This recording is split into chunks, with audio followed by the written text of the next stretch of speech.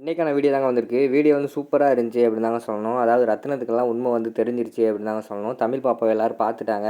அது மட்டும் இல்லாமல் அறிவு வந்து வெளு வெளுன்னு வெளுத்துட்டாங்க அப்படின்னு தாங்க சொல்லணும். அதெல்லாம் பார்க்குறவங்க சேனலை மட்டும் மறக்காமல் லைக் அண்ட் சப்ஸ்கிரைப் மட்டும் பண்ணிடுங்க. ஃபஸ்ட்டு எடுத்தோடனே அறிவு குடும்பத்தில் உள்ள எல்லாருமே சேர்ந்துட்டு தமிழ் பாப்பாவை தூக்கிட்டு ஹாஸ்பிட்டல் போவோம் அப்படின்னு சொல்லிட்டு தூக்கிட்டு ஓடி வராங்க. வர நேரம் பார்த்தா டக்குன்னு வெளியில் கார் சத்தம் கேட்குது. என்னடா கார் சத்தம் கேட்குது அப்படின்னு சொல்லிட்டு வெளியில் பார்த்தா அங்கனக்குள்ளே பார்த்தா நம்ம ரத்னம் வந்து காரில் வந்து ஃபேமிலியோடு வந்து இறங்குற மாதிரி காட்டுறாங்க. ஐயோ இந்த ஆள் எதுக்கு வந்தார், இந்த ஆள் வந்தாருன்னா குடும்பத்தை ஒன்று இல்லைன்னு பண்ணிடுவாரே அப்படின்னு சொல்லிட்டு அறிவு வந்து பயப்படுறாரு. உடனே நம்ம சாரதா வந்து கேட்குறாங்க, அறிவு இப்போ என்னப்பா பண்ணுறது, இவங்க வேறு வந்துட்டாங்க அப்படிங்கிற மாதிரி சொல்கிறாங்க. உடனே அறிவு வந்து சொல்கிறாரு, அக்கா இப்போதைக்கு வந்து தமிழை மறைச்சி வச்சுருவோம், எவ்வளோ கூடிய சீக்கிரம் உங்களை பேசி அனுப்ப முடியுமோ அனுப்பிட்டு அதுக்கடுத்து நம்ம ஹாஸ்பிட்டல் தூக்கிட்டு போயிடுவோம், இவருக்கு விஷயம் தெரிஞ்சு அவ்வளோதான் ஒன்று இல்லைன்னு பண்ணிடுவார் அப்படிங்கிற மாதிரி வந்து நம்ம அறிவு சொல்கிற மாதிரி காட்டிக்கிட்டு இருக்காங்க. அது சரிதான்ப்பா போ டக்குன்னு ரூமில் வந்து மறைச்சி வை அப்படின்னு சொல்லிட்டு நம்ம சாரதா சொல்கிறாங்க. உடனே அறிவும் ஸ்வேதாவும் போய் பாரதியோட ரூமில் வந்து கட்டிலுக்கு அடியில் வந்து குழந்தைய மறைச்சி வச்சுட்டு வந்துடுறாங்க. அடுத்து வந்து நம்ம ரத்னம் வந்தவொடனே வாங்க சம்பந்தின்னு உள்ளுக்குள்ளே கூப்பிட்றாங்க. கூப்பிட்டு வச்சு என்ன சம்பந்தி என்ன விஷயம் அப்படிங்கிற மாதிரி கேட்டவொடனையும் நம்ம ரத்னம் பார்த்தவொடனே கண்டுபிடிச்சிடுறாரு. என்ன எல்லாம் ஒரு மாதிரி இருக்கீங்களே அப்படின்னு சொல்லிட்டு, என்ன சம்பந்தி எல்லாம் மூஞ்சிலெல்லாம் ஒரு படபடப்போடு இருக்கீங்க, என்ன விஷயம் அப்படிங்கிற மாதிரி கேட்டவொடனையும் எல்லோரும் ஒன்றும் இல்லை, வெளியில் கிளம்புனோம், நீங்கள் வந்துட்டீங்கல்ல அதான் அப்படியே நின்றுக்கிட்டு இருக்கோம் அப்படிங்கிற மாதிரி சொல்கிறாங்க. ஓ அப்படியா, சரி தமிழ் பாப்பாவும் பாரதி எங்கே அப்படின்னு கேட்டோடனே ஆளுக்கு அங்கே போயிருக்காங்க இங்கே போயிருக்காங்க மாற்றி மாற்றி சொல்கிறாங்க. அதுக்கடுத்து வந்து ஏகாம்பரம் சொல்கிறாங்க, என்ன ஆளுக்கு இப்படி பேசிக்கிட்டு இருக்கீங்க, தமிழ் பாப்பாவும் பாரதியும் வந்து கோயிலுக்கு போனாங்களே மறந்துட்டிங்களா அப்படிங்கிற மாதிரி சொன்னோன்னே அதுக்கு சாரதா வந்து ஆமாம் கோயிலுக்கு போயிருக்காங்க, நான் மறந்துட்டேன் அப்படிங்கிற மாதிரி சொல்கிறாங்க. உடனே எல்லாத்துக்குமே டவுட் வந்துடுது. தனம் மரகதம் பேசிக்கிறாங்க, அம்மா இவங்க மூஞ்சியெல்லாம் பாரு ஒரு மாதிரி இருக்கே சரியில்லையே அப்படிங்கிற மாதிரி சொல்லிட்டு மணிக்கிட்டே சொல்கிறாங்க, என்னங்க இவங்க மூஞ்சியெல்லாம் சரியில்லாத மாதிரி எனக்கு தோணுதுங்க அப்படிங்கிற மாதிரி சொல்கிறாங்க. நம்ம மணி வந்து சொல்கிறாரு, நானும் வந்த உடனே பார்த்துட்டேன், இவங்க ஃபேஸ் கட் எதுவுமே சரியில்லை, ஏதோ ஒன்று இருக்குது, அது என்னன்னு தான் தெரியலை அப்படிங்கிற மாதிரி சொல்லிட்டு கண்டுபிடிச்சிக்கிட்டு இருக்காங்க. சரி நாங்கள் வந்து பக்கத்தில் ஒரு கல்யாணத்துக்காக வந்தோம், அதான் உங்களை பார்த்துட்டு போகலாம் சொல்லிட்டு வந்தோம், தமிழ் வேறு வந்து ஊட்டிக்கு போகலான்னு கேள்விப்பட்டேன், அதான் பார்த்துட்டு போகலான்னு வந்தோம் அப்படிங்கிற மாதிரி ரத்னம் சொல்கிறாங்க. ஓ அப்படியா, நல்லது சம்மதி என்ன சம்மதி வெளியில் அர்ஜென்ட்டாக போகிறீங்களா, உட்கார கூட சொல்ல மாட்டேங்கிறீங்களே அப்படிங்கிற மாதிரி மரகதம் சொல்கிறாங்க. உட்காருங்க அப்படின்னு சொன்னோன்னே எல்லாருமே உட்காடுறாங்க. சரி தமிழும் பாரதி எப்போ வருவாங்கன்னு சொல்லுங்கள், நாங்கள் பார்த்துட்டு போகிறோம் அப்படிங்கிற மாதிரி வந்து ரத்னம் சொல்கிறாங்க. அவங்க எப்போ வருவாங்கன்னு தெரியலையே, வேணால் ஃபோன் போட்டு கேளுங்க அப்படிங்கிற மாதிரி சொன்னோன்னையும் நம்ம தனம் வந்து ஃபோன் போடுறாங்க. ஃபோன் போட்டால் ரிங்கு வந்து மேலே அடிக்குது. என்ன ரிங்கு ரூமில் அடிக்குது அப்படின்னு சொல்லிட்டு ஃபேமிலியில் எல்லாருமே வந்து பாரதியோட ரூமுக்கு போகிறாங்க.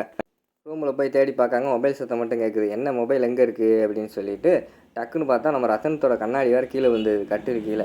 சரி அந்த நேரத்தில் தமிழை பார்த்துருவாங்க அப்படின்னு நினச்சிட்டு நம்ம வந்து யோசிச்சுக்கிட்டு இருந்தோம். டக்குன்னு கண்ணாடி எடுத்துகிட்டு பார்க்கல. அதுக்கடுத்து மொபைலை வந்து அங்கே ஒரு ட்ராயரில் வச்சுருக்காங்க. அதை பார்த்தோன்னே சரி மொபைல் இங்கே இருக்குது, எப்படி அவங்களை கேட்க அப்படின்னு சொல்லிட்டு கீழே வந்துடுறாங்க எல்லாருமே. சரி சம்பந்தி பாரதியோட மொபைல் வேறு இங்கே இருக்குது, என்னன்னு தெரியல, ஆனால் நம்ம எப்போ வருவான்னு தெரியல, பார்த்துட்டு போகலான்னு நினச்சோம். சரி இருக்கட்டும், நாங்கள் இன்னொரு நாள் வந்து பார்த்துக்குறோம். ஆமாம் சம்பந்தி, நாங்கள் வந்த விஷயத்த சொல்லிடுறோம்.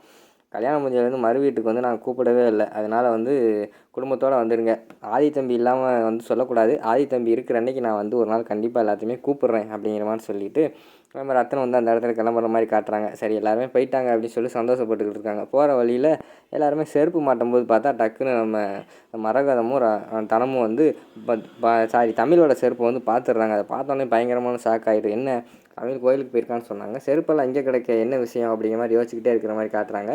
உடனே வந்து அங்கிட்டு வந்து நம்ம ரத்தனம் வந்து ஃபோன் பேசிக்கிட்டு இருக்காரு. என்னம்மா தமிழோட செருப்பு இங்கே இருக்குது, ஒருவேளை தமிழ் வீட்டுக்குள்ளே தான்மா இருப்பா அப்படிங்கிற மாதிரி சொன்னோன்னே சரி உங்கள் அப்பாட்ட சொன்னால் வேறு இது சொன்னால் காய்ச்சி பூச்சின்னு கத்துவார், நான் வேறு மாதிரி இதை டீல் பண்ணுறேன் அப்படின்னு சொல்லிட்டு ரத்தினத்திட்டு போய் சொல்கிறாங்க.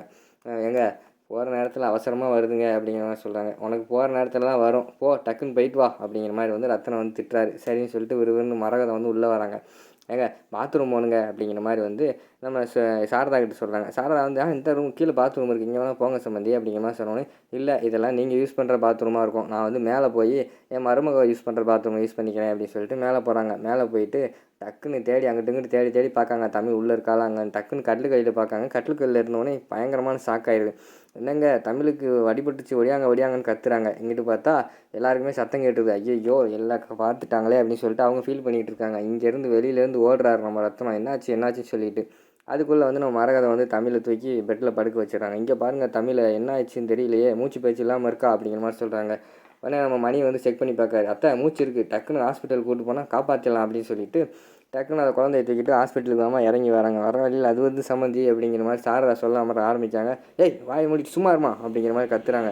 இல்லை நாங்கள் என்ன சொல்ல வரோன்னா அப்படியே அறிவு வராது, அறிவு கன்னத்திலே பலார்னு விட்டுறாரு நம்ம ரத்தனம். அடித்தவொடனே எல்லாத்துக்குமே இருள் அடிச்சு போச்சு. யாரும் கப்பு சிப்புன்னு ஒரு வார்த்தை பேசலை.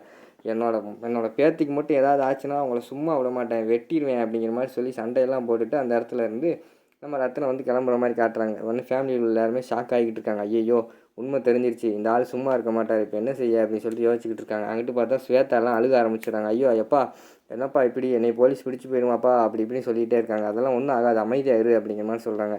அடுத்து பவானி வந்து சொல்கிறாங்க, இந்த நேரத்தில் வந்து நம்ம அங்கே போய் ஹாஸ்பிட்டலில் இருக்கிறது நல்லது, அப்போ தான் நம்புவாங்க, நம்ம எடுத்து சொல்லி புரிய வைப்போம். அதை விட்டு நம்ம இங்கே இருந்தோம்னு வச்சுக்கோங்களேன், நம்ம மேலே கண்டிப்பாக டவுட் வரும், வாங்க போவோம் அப்படின்னு சொல்லிட்டு எல்லாருமே சொல்லிக்கிட்டு இருக்கிற மாதிரி காட்டுறாங்க. அதுக்கடுத்து வந்து சரி அதான் கரெக்டாக இருக்கும் அப்படின்னு ஃபேமிலி எல்லாருமே பேசி முடிவு எடுத்துட்டு நம்மளும் வாங்க ஆஸ்பத்திரி போவோம் அப்படின்னு முடிவு எடுத்துட்டு ஆஸ்பத்திரி போகிற மாதிரி காட்டுறாங்க. அதோட பார்த்தீங்கன்னா இந்த எபிசோடை வந்து முடிச்சிடுறாங்க.